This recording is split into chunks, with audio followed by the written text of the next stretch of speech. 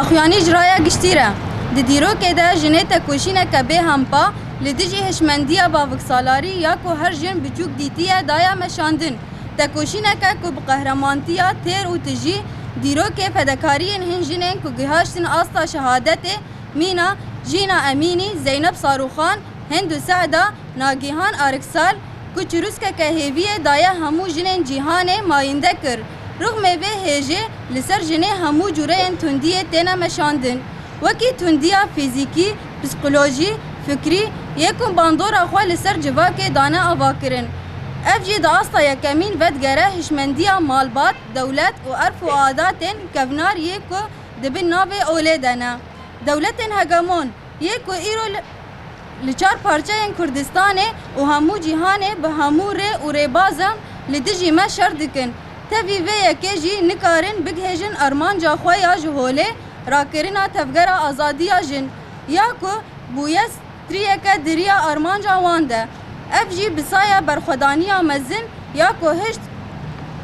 هندک جوان رژیمان پولیتیکی انخواه جنوب و خیز بکن دسری ده دولتا ترک یا کو همو ری و ریبازن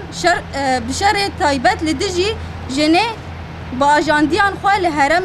دیک خستنا پروژه دموکراتیک ده همو قادان ده دلیزه چه لشگری به سیاسی دیپلماسی جواکی و آبوری جبر بیجی جن بویا ارمانجا یکمین یا دجمن لسر به بنگهه باوریا ما وکی مجلس آجن ده پارتیا یکیتیا دموکراتیک پیاده لسر دو زاجن و پیوستیا بداوی کرنا تندیا لسر جنه لسر بنگهه پراسی بین کو ام لسر دخابتن با ارمانجا هشیار کرنا جواکی بپرورده کرنا همو کم و ریخستنا جواکی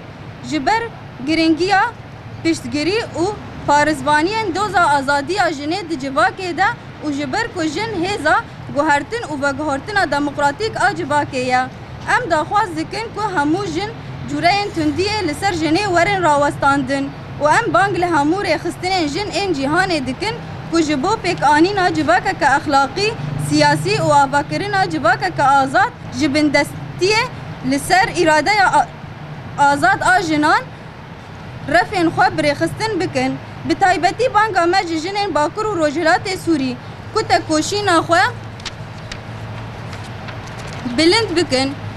و به هفره جبو پارستنا مافین جنان بخبتن لسر به بنگهه و پلانسازی چالکین ما به وی آوایی به لسر آستا نافچه و باجاران ریزن سمینارا ورن دارخستن این انجن درباری تندیه لسر وان پیکته ورن گرتن لسر آستا جزیره دو پانزده مهده پانیلک دیالوگی یا کن نوارو کاوی تکوشین آلیدجی هر جوره تندیه ورن دارخستن پلاتفورم که به زمان عربی لسر آستا جزیره ورن دارخستن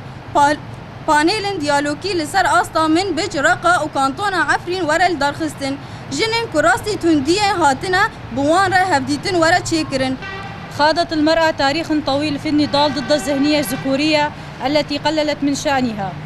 فالدول المهيمنة نراها اليوم تحاربنا بكل وسائل وسبل وفي أجزاء كردستان 4 والعالم أجمع. وبالرغم من ذلك لم تستطع تحقيق مآربها في القضاء على حركة حرية المرأة التي أصبحت شوكة في طريق وصولهم إلى مآربهم بفضل المقاومة القوية التي دفعت بعض هذه الأنظمة لإعادة رسم سياساتها وعلى رأسها الدولة التركية التي تقوم بمحاربة النساء بكافة وسائل الحرب الخاصة عن طريق استخدام أجنداتها في المنطقة. فأصبحت المرأة هي الهدف الأول للعدو لما لها من دور أساسي في ترسيخ المشاريع الديمقراطية ولعبها الدور الريادي في جميع المجالات سواء العسكرية منها أو السياسية أو الدبلوماسية أو الاجتماعية أو الاقتصادية.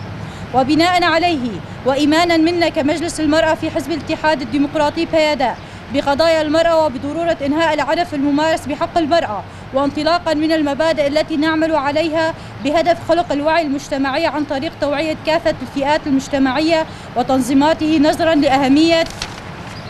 مساندة ومناصرة قضايا حرية المرأة مجتمعيا وكون المرأة هي قوة نافذة في تحقيق التغيير والتحول الديمقراطي في المجتمع. كما وندعو نساء بشمال وشرق سوريا بشكل خاص لتصعيد نضالهن والعمل سويا لتحفظ فيها حقوق المرأة. وعلى هذا الأساس سيكون برنامج فعالياتنا كالتالي: عقد سلسلة من المحاضرات على مستوى النواحي والمدن، أخذ آراء النساء حول العنف الممارس بحقهن عقد ندوة حوارية على مستوى الجزيرة تتمحور حول النضال ضد كافة أنواع العنف في 15 من شهر الجاري. عقد بلاتفورم باللغة العربية على مستوى الجزيرة. عقد ندوة حوارية على مستوى الرقة ومنبج ومقاطعة عفرين. اللقاء مع النساء اللواتي تعرضن للعنف الممارس بحقهن. مجلس المرأة في حزب الاتحاد الديمقراطي بيادة.